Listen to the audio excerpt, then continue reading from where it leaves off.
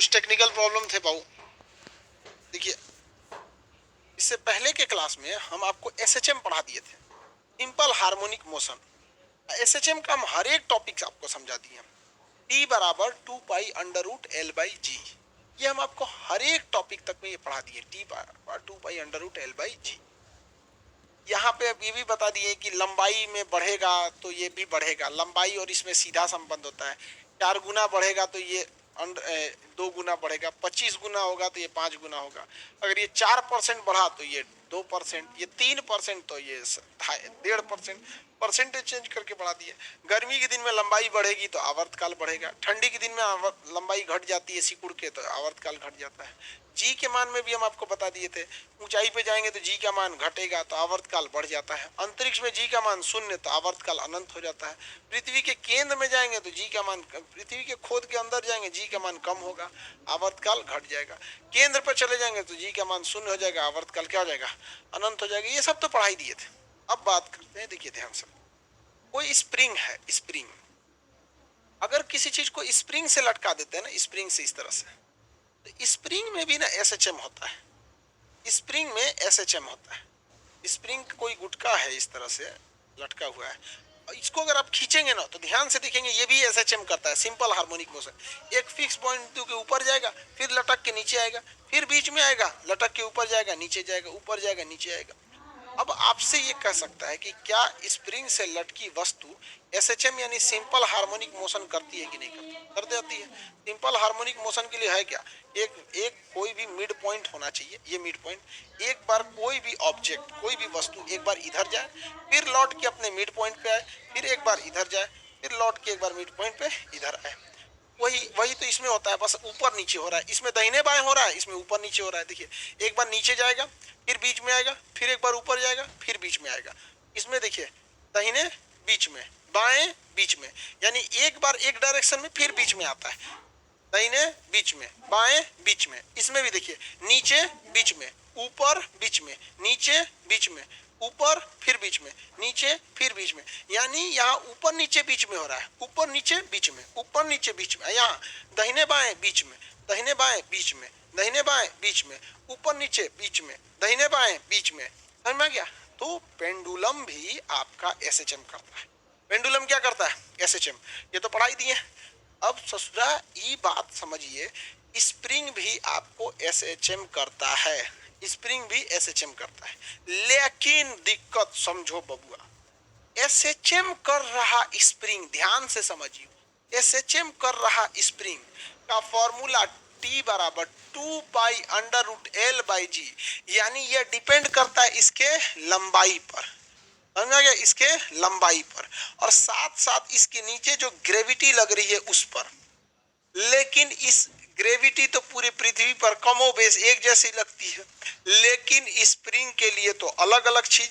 Steel का spring थोड़ा सा ज्यादा मजबूत होता है, लोहा का स्प्रिंग जो कलम के नोक में भरा जाता है उसकी अलग मोट, कॉपी किताब में जो स्प्रिंग लगा देता है स्पाइरल, उसका अलग क्षमता होती है। तो यहाँ पर इजी था निकाल देना 2 पाई अंडर रूट L/G। यहाँ आपको जी लगभग 9.8 पता रहता है, लेकिन आपको स्प्रिंग की क्वालिटी नहीं पता है कि वह प्लास्टिक का स्प्रिंग है, लोहे का स्प्रिंग है, स्कूटी के सॉकर का स्प्रिंग है, या फिर मोटरसाइकिल का स्प्रिंग है, किसी ट्रक का स्प्रिंग है, हवाई जहाज के चक्के का स्प्रिंग है, या ट्रेन का स्प्रिंग है। अब यहाँ पर स्प्रिंग में एक अपनी क्वालिटी होती है जिसे हम लोग के कहते हैं, स्प्रिंग नियतांक के कहते हैं, के। अब ये के की वैल्यू आपको एग्जाम में क्वेश्चन में दी रहेगी, क्योंकि कोई भी बंदा ये के की वैल्यू खुद से नहीं निकाल पाएगा, उसको निकाल के देना पड़ता है। जब ये स्प्रिंग बनती है तभी तो उसकी क्वालिटी पता चल जाती है कि इसमें कितना ये रेसिस्टेंस को सह सकता है। तो स्प्रिंग के सेंस में आवर्तकाल का फॉर्मूला हो जाता है 2 पाई अंडर रूट L/G के जगह पे के हो जाता है, जी के जगह पे क्या हो जाता है, के। और देखिए, जिस तरह से एग्जाम में जी का वैल्यू 9.8 दिया रहता है, नहीं भी दिया रहता तो आप मान लेते हैं, लेकिन वो दे देता है, ठीक उसी तरह हर एग्जाम में स्प्रिंग का अगर क्वेश्चन देगा तो के दे देगा। लेकिन जनरल कंपटीशन के एग्जाम में, इस सब के एग्जाम में स्प्रिंग से क्वेश्चन नहीं रहते हैं। स्प्रिंग से क्वेश्चन किस में रहते हैं? इंजीनियरिंग मेडिकल का एग्जाम रहता है, उस सब में आपका स्प्रिंग से क्वेश्चन देता है। समझ आ गया कि नहीं आ गया? स्प्रिंग से उसमें क्वेश्चन देगा। तो बताइए स्प्रिंग के सेंस में एसएचएम का फॉर्मूला बस जी के जगह पे क्या बदल जाएगा? के की वैल्यू आप ये मत सोचिएगा कि हम आपको नहीं बता रहे हैं, क्योंकि के की वैल्यू लोहा के लिए अलग हो जाएगा, के की वैल्यू स्टील के लिए अलग हो जाएगा, के की वैल्यू तांबा के लिए अलग होगा, के की वैल्यू प्लास्टिक के लिए अलग हो जाएगा। आप खुद सोच के देखिए ना, क्या जी की वैल्यू अलग अलग ग्रहों पे अलग नहीं हो जाता है? पृथ्वी के लिए जी का वैल्यू अलग हो जाएगा, चंद्रमा पर जी का वैल्यू कुछ और होगा, बृहस्पति पर जी का वैल्यू कुछ और हो जाएगा। समझा गया कि नहीं आ गया? तब आप क्या सारे ग्रहों पे जी का वैल्यू थोड़ी ना याद करते रहते हैं? तो अब आपसे सवाल अगर कह दे क्या स्प्रिंग से लटका कोई वस्तु एसएचएम करता है या नहीं करता है, क्या स्प्रिंग से लटका कोई वस्तु एसएचएम करेगा? हाँ करेगा, जेन्युइन करेगा। समझ में आ गया कि नहीं? क्या स्प्रिंग से लटके वस्तु के लिए एसएचएम का फॉर्मूला टी बराबर 2 pi under root L by K की वैल्यू कहां से मिलेगी? के की वैल्यू कहां से मिलेगी? के की वैल्यू कहां से मिलेगी? के की वैल्यू क्वेश्चन में दिया रहेगा, आपको ढूंढने की जरूरत नहीं है, ढूंढने की जरूरत नहीं है। एसएचएम का लास्ट टॉपिक होता है एसएचएम का समीकरण, सरल आवर्त गति, सिंपल हार्मोनिक मोशन का समीकरण। समीकरण समीकरण एसएचएम। बताइए एसएचएम के लिए सबसे बड़ा शर्त क्या होना चाहिए? त्वरण विस्थाप, जो त्वरण होता है वो किसके समानुपाती होता है? आयाम के समानुपाती होता है। त्वरण आयाम के समानुपाती होता है, किंतु दिशा क्या होती है? विपरीत होती है। त्वरण आयाम के समानुपाती होता है, त्वरण आयाम के समानुपाती होता है, किंतु दिशा विपरीत होती है। ये तो हम पढ़ा दिए थे। बाबू मेरे ध्यान से वो लड़के देखें जिन्हें रेलवे का एग्जाम में बैठना है, उसके लिए ये क्वेश्चन y बराबर सरल आवर्त गति का समीकरण y बराबर ए साइन ओमेगा टी होता है। ए साइन ओमेगा टी होता है। y बराबर ए साइन ओमेगा टी होता है। अब ये क्या चीज है तो सुनिए ध्यान से। टी को कुछ नहीं समझना है। ए जो है ये है आपका आयाम। ए क्या है? एम्पलीट्यूड यानी आयाम। ए क्या है? आयाम।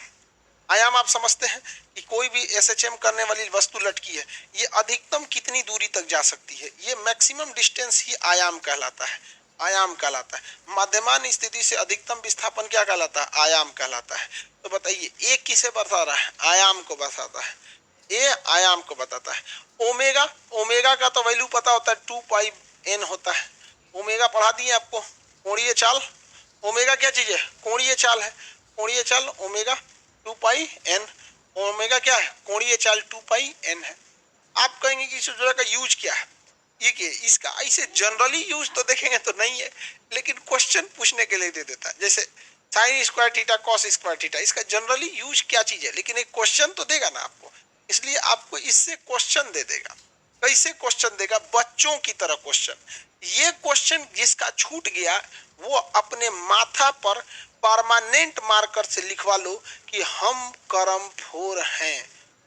2 लाइन में लिखो, ऊपर लिखना हम करमखोर हैं, अथवा ऐसा जगह बचा होना चाहिए मेरा कुछ नहीं हो सकता है।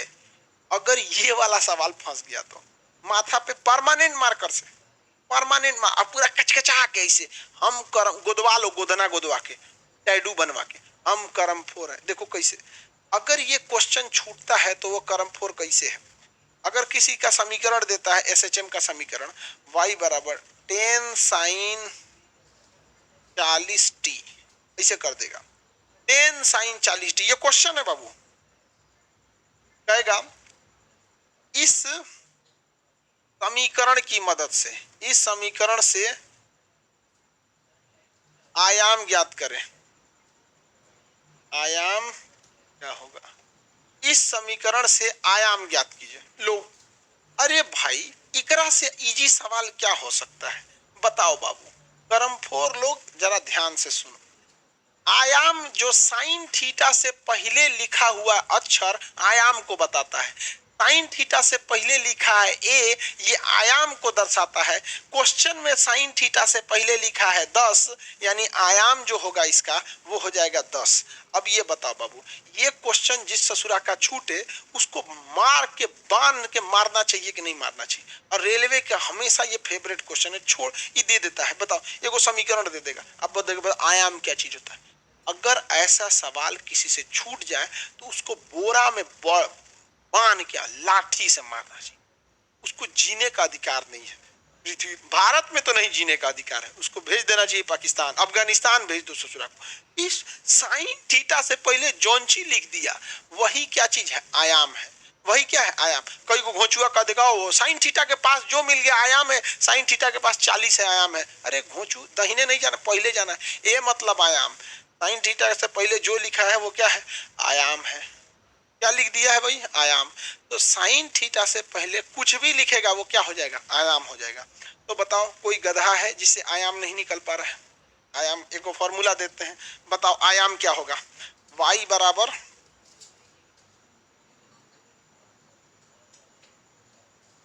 Sine omega T. देखो अब देखो y बराबर 35 साइन ओमेगा टी। बताओ आयाम क्या होगा? तो इस किस गधा को आयाम नहीं पता चल रहा है? लड़की लोग को भी पूरा अच्छा से समझ में आना चाहिए। हम गधा बोले तो इसका मतलब ये नहीं कि केवल लड़के को गधा बोल रहे हैं, लड़कियों में गधा ही होती है कई कई ठो। तो ये साइन थीटा से पहले खान सर बोले हैं जो रहेगा वही आयाम है। साइन थीटा से पहले 5 है तो हमारा आयाम 5 होगा, 3 तो दूर है। ये बकले लो, ऐसे कैसे होगा? 35 ना होगा टोटल।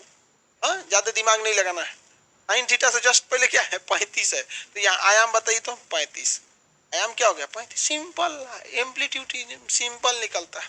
लेकिन लेकिन बाबू लोग, लेकिन कभी कभी आयाम न देकर आवृत्ति पूछ देता है, फ्रीक्वेंसी पूछता है।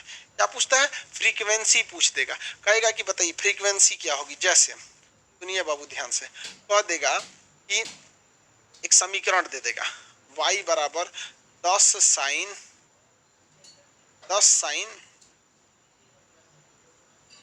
28 टी, 10 साइन 28 टी द्वारा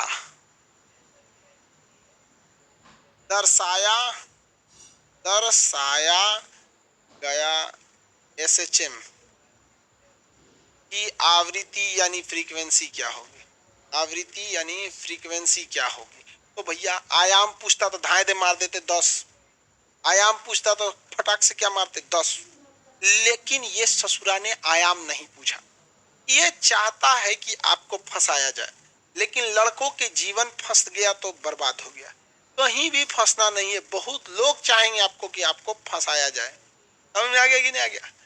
बहुत लोग चाहेंगे कि आपको फंसाया जाए, लेकिन फंसना नहीं है। आयाम पूछता तो आप बता देते, लेकिन ससुरा ने आयाम पूछा नहीं, इस गधा ने पूछा आवृत्ति। चलिए आवृत्ति कैसे निकालेंगे? तो इसका तो काम नहीं है। अब बचल कौन चीज ससुरा? 28। एकरे से कुछ मदद लिया जाए।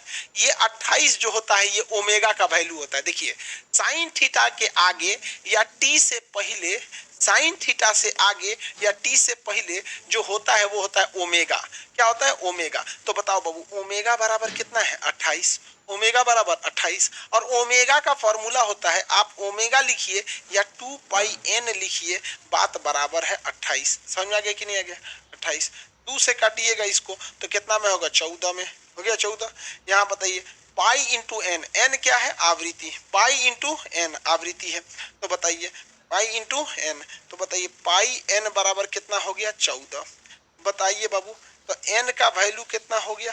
बताइए 14 पाई की जगह क्या लिख सकते हैं? 22/7 इंटू एन, एन मतलब आवृत्ति, एन मतलब आवृत्ति। इधर इसका गुणा कर दीजिए, भाग दे के निकालिएंगे, एन का वैल्यू निकल जाएगा कि नहीं निकल जाएगा? एन का वैल्यू निकल जाएगा। तो हमारी स्किन कितने लोग से निकल जाएगा एन का वैल्यू? लेकिन दोस्तों मैं आपको बता दूं सनशाइन बहुत ज्यादा जरूरी होती है। हाँ निकल जाएगा। आपके चलिए हम एक सवाल पूछते हैं। असर पड़ता है। इंडिया में 90% से ज्यादा लोगों में विटामिन y बराबर 15 साइन 44 टी द्वारा दर्शाए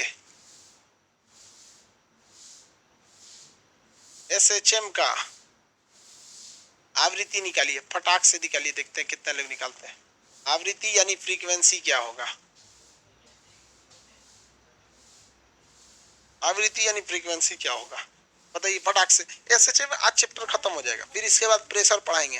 प्रेशर तो सोच रहा कई टाइप का होता है, लंबा चैप्टर है प्रेशर, बहुत मजेदार चैप्टर है। लेकिन फिजिक्स में बहुत मजाक की चीज है, मजाक मजाक में आदमी फिजिक्स पढ़ता है। अगर आपको फिजिक्स नहीं आता है, आप घर पे प्रैक्टिस नहीं कर रहे हैं। देखो बाबू, अगर आयाम पूछता तो हम इस 15 खड़े देख के मार देते कि यही आयाम है। अगर आयाम पूछता एम्पलीट्यूड, क्योंकि ओरिजिनल फॉर्मूला से तुलना करेंगे, ए साइन ओमेगा टी होता है, ओरिजिनल फॉर्मूला ओमेगा टी होता है। यानी पहला अक्षर, साइन से पहला अक्षर किसे बताता है, वो बता रहा होता है आयाम को।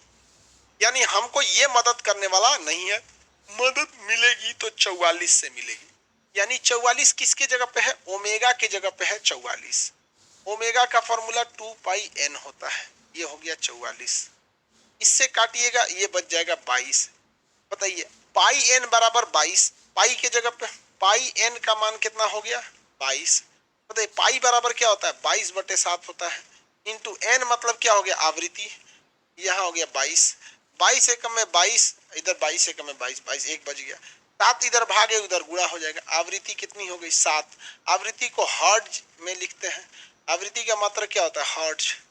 आवृत्ति नहीं निकल सकती है, आवृत्ति नहीं निकल सकती है, ये बताओ आवृत्ति निकल सकती है कि नहीं। हाँ वेरी गुड, निकल सकती है सर, एकदम निकल सकती है। लेकिन एग्जामिनरवा कभी कभी पगला जाता है, कहता है कि लड़कों को और फंसाया जाए, कहेगा कि ना आवृत्ति नहीं बताओ, तुम आवर्तकाल बताओ। क्या बताओ, आवर्तकाल बताओ। आवर्तकाल, तो आवर्तकाल is nothing, it is the inverse value of frequency. आवर्तकाल इज नथिंग, यह होता है आवृत्ति का ठीक उल्टा। Inverse value of frequency is known as time period. बस इसका उल्टा कर दे। आपको हर हाल में, आपको हर हाल में क्या निकालना है, आवृत्ति निकालना है। अगर एग्जाम में क्वेश्चन रहे आवृत्ति का तो पहले निकालना है आवृत्ति, अगर आंसर ठीक तो मार दीजिए। लेकिन आवृत्ति नहीं देकर आवर्तकाल दे तो भी आपको आवृत्ति ही निकालनी है। और जब आवृत्ति निकल जाए तो इसका आवर्तकाल निकालना है, तो इसको उलट दीजिए, यानी 7 है तो 1/7 कर दीजिए, ये हो जाएगा आवर्तकाल। क्या हो जाएगा आवर्तकाल। किसी को दिक्कत, हर हाल में आपको निकालना है, तो याद रखिए हर हाल में आपको निकालना है आवृत्ति। अगर एग्जाम में क्वेश्चन आवृत्ति का है तो आप उसी को कहिए कि ये आंसर है। लेकिन अगर आपसे कहे कि नहीं आवर्तकाल बताइए तो घबराना नहीं है, उस स्थिति में भी घबराना नहीं है। उस स्थिति में भी आपको आवृत्ति ही निकालनी है, और अगर आवर्तकाल पूछा है तो क्या कर देंगे, उल्टा कर देना है। बस सिंपल सिंपल सा चीज है कि उसको क्या कर देना है, उल्टा कर देना। हो गया आवर्तकाल 1/7। आवर्तकाल कितना हो जाएगा 1/7।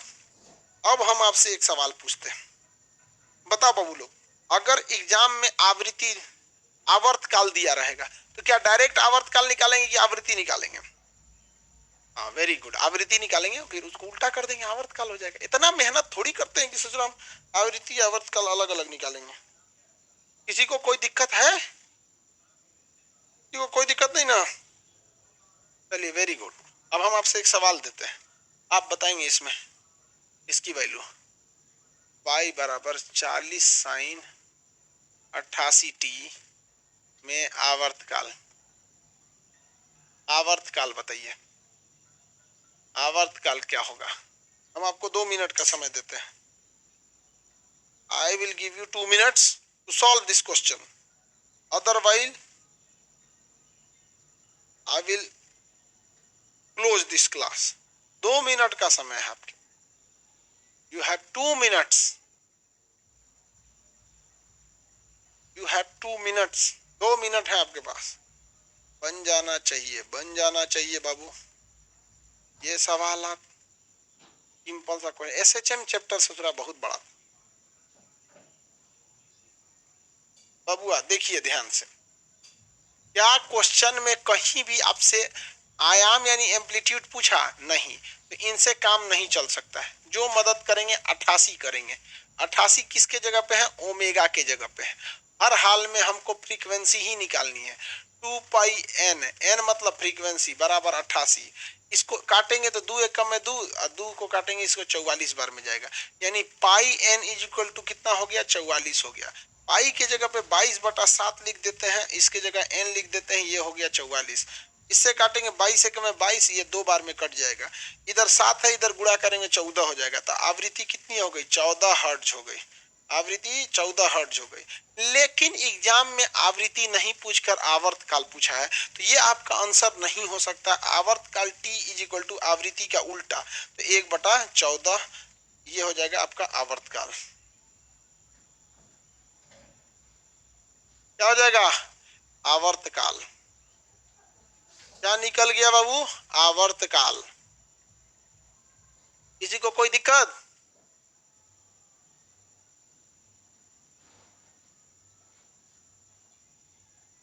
कोई दिक्कत नहीं, कोई दिक्कत नहीं तो बोलिए। एक सवाल दे, बोलिए, सवाल दे तो बोलिए।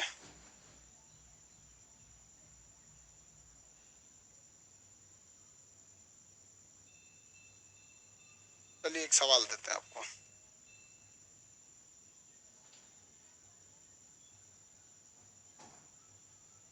y बराबर 10 साइन 132t में आपको क्या क्या निकालना है, सुनिए। आयाम बताइए, इसका आयाम क्या होगा। आवृत्ति बताइए कि इसकी आवृत्ति क्या होगी। आवर्तकाल बताइए कि इसका आवर्तकाल क्या होगा।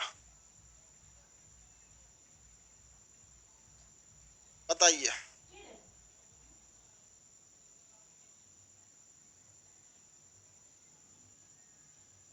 अब आपको इसमें तीनों चीजें बतानी। इस समीकरण से ऐसे ही सवाल आ सकते हैं, और क्या आएगा, ये तीनों आप निकाल दीजिए।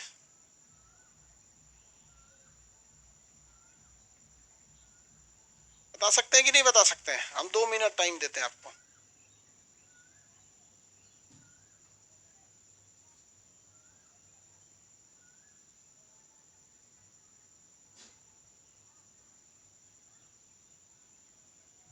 में सब कुछ निकालना है। अब कुछ निकालना क्या होता है, आयाम तो सोचा, वो आयाम जिससे नहीं निकल सकता, एक ही शब्द पे आयाम नहीं निकल सकता है, उसको आंख से दिखाई नहीं दे रहा है।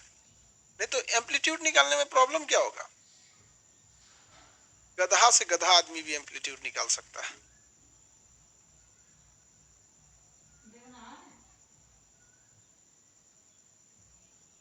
देखिए, टाइम इज ओवर नाउ। जितने लोग का आगे आप मिलाना चालू करिए। ये वाली वैल्यू होती है आयाम की। आयाम एम्पलीट्यूड ए बराबर हो गया 10। ये वाली वैल्यू होती है ओमेगा की। ये इसकी किसकी वैल्यू, ओमेगा की। हमको सॉल्व करना पड़ेगा। ओमेगा इज इक्वल टू 132 दिया है, यानी 2 पाई एन इज इक्वल टू दिया गया है 132। इसको काटेंगे तो कितनी बार में कटेगा भाई, 132 को काट दीजिए, कितनी बार में कट गया बताइए। नहीं बताएंगे। 2 पाई एन इज इक्वल टू 132। 2 के जगह 2 रहने देते हैं, पाई के जगह 22/7 लिख देते हैं, एन के जगह एन लिख देते हैं, और ये लिख देते हैं 332। 22 से अगर आप देखेंगे तो 22 22 दूनी 44, और 44 में इससे भाग देंगे 3 बार में ये कट जाएगा। कितनी बार में कट जाएगा, 3 बार में। 7 तरीके कितनी हो जाएगी, 21 हो जाएगा। कितना हो जाएगा, 21। एन बराबर कितना आ गया, 21। काट सकते हैं ना, काटिए यार, इससे काटिए। कितनी बार में कटेगा, 6 बार में। और फिर कितने बार में, 6 बार में, 66। कितना हो गया, 66। और ये 22 है, इससे काटिए इसको, कितनी बार में, 3 बार में। थोड़ा सा तेज काट दो तो पगलाने लगता है। 7 तरीके 21, एन की वैल्यू 21। 21 हर्ट्ज इसकी क्या हो गई, आवृत्ति हो गई, आवृत्ति। अगर हम जस्ट इसका उल्टा कर देते हैं तो टाइम पीरियड हो जाएगा। 1/21 इसका क्या हो जाएगा, सेकेंड में आता है, आवर्तकाल हो जाएगा, आवर्तकाल हो जाएगा। और आयाम तो गधा भी निकाल सकता है। इससे जस्ट पहले वाला ये आयाम होता है 10। आयाम क्या हो गया, 10 आयाम। इससे ज्यादा कौन सी पूछेगा आप तक से, इंजीनियरिंग मेडिकल के थोड़े हैं जो आपसे स्प्रिंग से पूछ देगा, इक्वेशन देके। इस तरह से आपसे सवाल पूछे जाते हैं एसएचएम से, ठीक है। अब रही बात प्रेशर चैप्टर की, किसकी, प्रेशर। एसएचएम के बाद अगला चैप्टर आता है प्रेशर यानी दाब। प्रेशर यानी दाब, वो चैप्टर हम समझेंगे। कल आप लोग का कितने तारीख हो जाता है, 7 तारीख। 7 तारीख से 10 बजे से मैप का क्लास स्टार्ट हो जाएगा। 10 AM 7 April, 10 AM 7 April Indian map, Indian map, India का मैप स्टार्ट हो जाएगा। अपने भैया भाभी लोग को, सब लोग को इन्फॉर्म कर देंगे, ठीक है।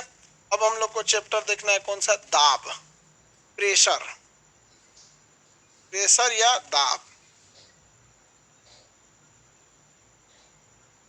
प्रेशर या दाब। भाई दाब कई चीज का होता है। 90 डिग्री पर लगाने वाला बल, अगर आप किसी को तिरछा ढकेलते हैं तो कहेगा फोर्स, लेकिन खोपड़िया पे चढ़ के ऐसे 90 डिग्री पे ऐसे दाब देते हैं तो उसको कहते हैं काहे दाब रहा है रे। समझ में आई नहीं है क्या, किसी को दिक्कत। मूंगफली फोड़े हैं, अंगूठवा से ससुरा 90 डिग्री पे चाप देते हैं, तो जब किसी को 90 डिग्री से चाप देते हैं ना तो उसी को कहते हैं दाब दिया। यहाँ पर ये बताइए, हम लोग जो चल रहे हैं तो जमीन पर तो 90 डिग्री ने चाप के चलते हैं, हम लोग जमीन को क्या करते हैं, चाप देते हैं। तो दाब कुछ अलग नहीं है। अगर 90 डिग्री से किसी चीज को चाप दिया जाए तो उसी को क्या कहते हैं, दाब। क्या कहेंगे, दाब।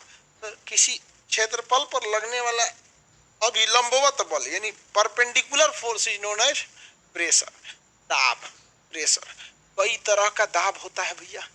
दाब ठोस यानी सॉलिड का दाब हो सकता है, जैसे कोई महिला हील वाला सैंडल पहन के किसी का कानी उंगलिया पैरों में कचार दी तो महिला सॉलिड है, सॉलिड का दाब हो सकता है।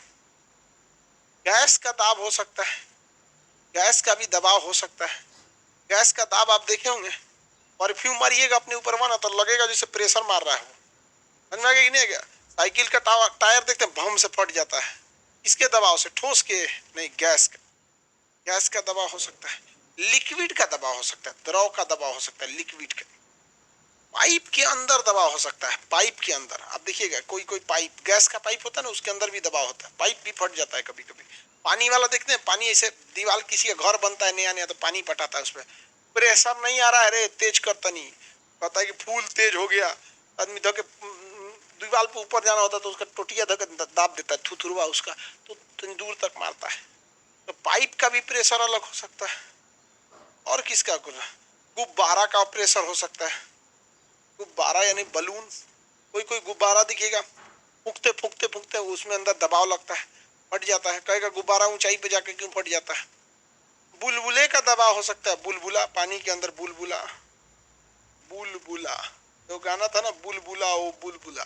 पहले के जमाने के गाना भी कुछ अजीब रहते थे।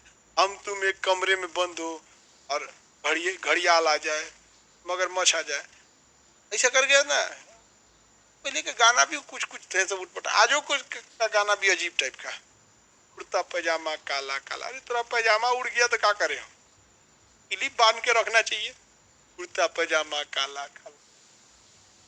देखो दाब इतने टाइप का होता है, ठीक है। सब दबाव लगाते हैं, ठोस भी दबाव लगाता है, गैस भी दबाव लगाता है, द्रव भी दबाव लगता है, पानी का टंकिया देखते हैं मारता है, पाइप के अंदर का दबाव हो सकता है, गुब्बारा का, बुलबुला का। पानी देखिए, पानी का बोतल, उसमें कुछ कुछ नहीं, नीचे गुब्बारा बैठा रहता है, बुलबुला बैठा रहता है। ऐसे गिलास में देखिएगा चुपचाप सटल रहेगा, एकदम दीवाला में बैठल रहेगा। क्वेश्चन पूछेगा कब ये बाहर आ सकता है, किस लेंस की तरह काम करता है, किस लेंस की तरह दिखता है। तो सबसे पहले हम कौन सा दबाव देखते हैं, सबसे पहले हम लोग देखेंगे ठोस का दाब। इसका दाब, ठोस का दाब, इसका दाब, ठोस का दाब। कौन सा दाब बबुआ, ठोस का, ठोस का दाब। ठोस का दाब प्रेशर इज इक्वल टू होता है force upon area, force upon area. Hindi में कहें तो बल बटा क्षेत्रफल, बल बटा क्षेत्रफल, बल बटा क्षेत्रफल। दबाव लगाना है अगर आपको, दाब यानी प्रेशर लगाना है, दाब यानी प्रेशर, ठोस का दाब बराबर होता है बल, कितना फोर्स लगाएं, बटा क्षेत्रफल। यही होता है ठोस के दाब का फॉर्मूला। अभी हम इन सब पे जा ही नहीं रहे हैं, इन सब पे बाद में जाएंगे, पहले हम इन सब को निपटाते हैं। तो बताओ बाबू, सॉलिड जो होता है ना, ठोस, ठोस का जो दाब होता है, ठोस का दाब, उसका फॉर्मूला होता है बल बटा क्षेत्रफल। यानी अगर आपको दबाव लगाना है किसी चीज पे, तो दाब बल के समानुपाती होता है। ज्यादा दाब बल लगाइएगा तो ज्यादा दाब लगेगा। तो क्या फायदा भैया ज्यादा बल लगा के काम? अरे फायदा फिजिक्स का तब है जब बल कम लगाइए काम ज्यादा हो। मशीन क्या करता है? कम बल लगाइए काम ज्यादा करता है। लीवर, पुली, घिरनी क्या करता है? बल नहीं, काम ज्यादा करता है। तो अगर हम आपसे कहें कि ज्यादा मेहनत नहीं कीजिए लेकिन दाब ज्यादा लगना चाहिए, तो अगर आप चाहते हैं क्षेत्रफल को घटा दीजिएगा, क्षेत्रफल को घटा दीजिएगा तो दाब बढ़ जाएगा। दाब क्या हो जाएगा? बढ़ जाएगा। तो जैसे ही आप किसे घटाते हैं? क्षेत्रफल को घटाते हैं, आपका लगने वाला दबाव क्या हो जाता है? बढ़ जाता है। क्योंकि दोनों में कैसा रिलेशन है? उल्टा रिलेशन है। एग्जाम्पल देखिए, कांटी देखें, कांटी दीवार में ठोका जाता है, कांटी उसका अगवा नोकीला बना देता है। क्या बना देता है? नोकीला। नोकीला बनाने से कांटी को, इस तरह से नोकीला बना देने से कांटी को, उसका क्षेत्रफल क्या हो जाता है? घट जाता है। और उस पे जो लगने वाला दबाव, जब ठोकेंगे तो उससे लगने वाला दबाव क्या हो जाता है? बढ़ जाता है। क्रिकेट खेलते समय जो विकेट यानी स्टंप होता है, उसको गाड़ने के टाइम पे भी उसके नीचे को इस तरह से बना देता है ताकि उसका क्षेत्रफल घट जाए और उसका दबाव क्या हो? ज्यादा लगे और कम में बल लगाएं, ठक ठक ठक ठक ठक, कहाँ चला जाए? अंदर चला जाए। चाकू देखिएगा, चाकू, चाकू, चाकू का मुंह अगर भोथर हो जाएगा, भोथर, भोथरा जाता है, कभी कभी कटबे नहीं करता है, सब्जी को बकोट लेता है, तो आदमी चाकू को ना घिसवा देता है ले जाके। जैसे चाकू को घिसवाइएगा एक साइड से तो उस साइड का क्षेत्रफल घट जाएगा। जैसे क्षेत्रफल घटेगा उसका दबाव बढ़ जाएगा। अब वह चाकू ज्यादा दबाव लगाएगा और किसी चीज को काट लेगा। किसी चीज को क्या करेगा? काट देगा। यानी अगर आप चाहते हैं कि दाब ज्यादा लगाए तो आपको क्षेत्रफल क्या करना पड़ेगा? घटाना पड़ेगा। क्षेत्रफल क्या करना पड़ेगा? घटाना पड़ेगा। लेकिन उल्टा सोचिए जरा, अगर आपने क्या किया? क्षेत्रफल को बढ़ा दिया, यानी क्षेत्रफल को क्या कर दिया? बढ़ा दिया, तो उस पे लगने वाला दाब घट जाएगा। जैसे आप क्षेत्रफल को बढ़ाते हैं, क्षेत्रफल को बढ़ाते हैं, जैसे किसे बढ़ाएंगे? क्षेत्रफल को बढ़ाएंगे, दबाव क्या होगा? घट जाएगा। दाब क्या हो जाएगा? घट जाएगा। तो कभी कभी इसका भी फायदा होता है। जैसे जो ट्रक होते हैं, सब बड़े बड़े ट्रक, बड़े बड़े ट्रक, उन पे गिट्टी बालू लोड रहता है और वो धंस न जाए इसलिए ट्रक का जो टायर होता है, देखिएगा ट्रक के पिछल का टायर में ना दो दो वो चक्का जोड़ देता है ताकि एरिया क्या हो जाए? ज्यादा। जैसे एरिया ज्यादा होगा, ट्रक ज्यादा दबाव नहीं लगा पाएगा और धंसेगा नहीं, वो नहीं धंस पाता है। समझ में आ गया कि नहीं? ज्यादा एरिया लगाने पे। अगर आप दलदल में धंस रहे हैं, दलदल में धंस रहे हैं, नीचे की जमीन आपको खींच रही है, तो आपको अपना दबाव कम करना पड़ेगा। दबाव कम करने का एक ही रास्ता है कि अगर दबाव कम करना चाहते हैं तो क्षेत्रफल बढ़ा लीजिए। पूरा हाथ पर फैला के इसे लेट जाइए, पूरा हाथ पर बैठा फैला के लेट जाएंगे तो धीरे धीरे धंसेंगे। अब कोनो घोंचू क्या करेगा? एक पैर पे खड़ा हो जाएगा। ले, एक पैर पे जहां खड़ा होंगे आपका क्षेत्रफल घट गया तो आपका दाब क्या हो जाएगा? बढ़ जाएगा। घचाक से चल जाएंगे अंदर। समझ में आ गया कि नहीं आ गया? किसी को दिक्कत? ट्रेन देखिएगा, रेल, रेल की पटरी ना धंस सकती है, रेल की लोहे वाली पटरी धंस सकती है, इतना ज्यादा ट्रेन का लोड होता है। इसलिए हर 12 इंच पर उस पर क्या दे देता है? एक सीमेंट की स्लीपर दे देता है। पहले लकड़ी की हुआ करती थी, ये सीमेंट का स्लीपर दे देता है। क्या आपको पता है ये सीमेंट का स्लीपर क्यों दिया जाता है? अगर ये सीमेंट का स्लीपर नहीं देगा तो ट्रेन धंस जाएगी। ये सीमेंट का स्लीपर जो होता है वो एरिया को बढ़ा देता है। जब भी आप एरिया बढ़ाते हैं तो दाब घट जाता है, तो ट्रेन का दाब क्या हो जाता है? घट जाता है। ट्रेन का दाब क्या हो जाता है? घट जाता है। समझ में आ गया कि नहीं? क्या तो दाब घट बढ़ सकते हैं सब। आपके पीडीएफ में भी देखेंगे तो दाब के बढ़ने और घटने का मटेरियल लिखा होगा। आपका पीडीएफ कुछ लड़कों को मिला भी होगा, किसी को नहीं मिला होगा, तो सबको मिल जाएगा। तो ठोस का दाब हम आपको क्या पढ़ाएं? ठोस का दाब। आप बताओ बाबू, अगर आपको ठोस का दबाव बढ़ाना है, कुछ ऐसा काम आ गया कि नहीं आपको दाब बढ़ाना है, तो आप दाब बढ़ाना है तो क्षेत्रफल को क्या करेंगे? घटा देंगे। क्षेत्रफल को घटा देंगे। जैसे कैंची, चाकू, कील, विकेट, किसी चीज को धंसाना है तो वहां पे बंदूक की गोली, देखिएगा बंदूक की गोली आगे से नोकीली होती है, क्यों? क्योंकि क्षेत्रफल कम होगा, दबाव ज्यादा लगाएगा, चाक से घुस जाएगा, उनको मारिए डालेगा उनको। समझ में आ गया कि नहीं आ गया? किसी को दिक्कत? लेकिन जहां आपको दबाव को क्या करना है? कम करना है। जहां आपको दबाव को क्या करना है? कम करना है। तो दाब कम करने का एक ही रास्ता है, क्षेत्रफल को क्या कर दीजिए? बढ़ा दीजिए। क्षेत्रफल को बढ़ा दीजिए। दोनों एक दूसरे से रिलेटेड होते हैं। तो ठोस का तो आप इजीली निकाल सकते हैं, ठोस वाला चीज इजीली निकाल सकते हैं, आपको आराम से निकल सकता है। बल बटा क्षेत्रफल। महिलाओं का जो सैंडल होता है उसका क्षेत्रफल निचवा से क्या होता है? कम होता है। देखिएगा जो महिला सब होती है उस सबका सैंडलवा जो होगा इस तरह से पहनेगी, इसका क्षेत्रफल क्या है? एकदम कम है। जब क्षेत्रफल कम रहेगा तो दबाव ज्यादा रहेगा। इसी कम क्षेत्रफल से अगर वो महिला किसी का पैर कचार दी ना तो कचकचा के पगला जाएंगे वहां पर। इसलिए शादी ब्याह में ऐसा महिला सबसे दूर रहिएगा, तो चढ़ जाएगी उसी पे, चिल्लाते रहिएगा, कहीं क्या हो गया, खाना नहीं मिला तुमको, आप चिल्लाएगी, बाप बाप चिल्लाएगी, ओकरा पता नहीं है, बाद में ओ पैर कट गया इसका, ले जाओ। समझ में आ गया? बच के रहिएगा, नहीं तो सारा फिजिक्स लगा देगी ऊपर। ये आपका कौन सा दाब है? ठोस का दाब। इसका दाब ठोस का। ऐसे ऐसे अब आप कई चीजों का इसका प्रैक्टिकल कर सकते हैं, आप समझ सकते हैं किसी चीज का। अगर आपको दबाव बढ़ाना है, दबाव बढ़ाना है तो पतला कर दीजिए, अब सोचते हैं नहीं दबाव लगाए तो चौड़ा कर दीजिए। यहाँ सिंपल सा सिस्टम हो जाता है। अब गैस का दाब क्या है, द्रव का दाब क्या है, ये सब भी समझना जरूरी है। तो इस सब को भी हम लोग आगे के क्लास में समझेंगे।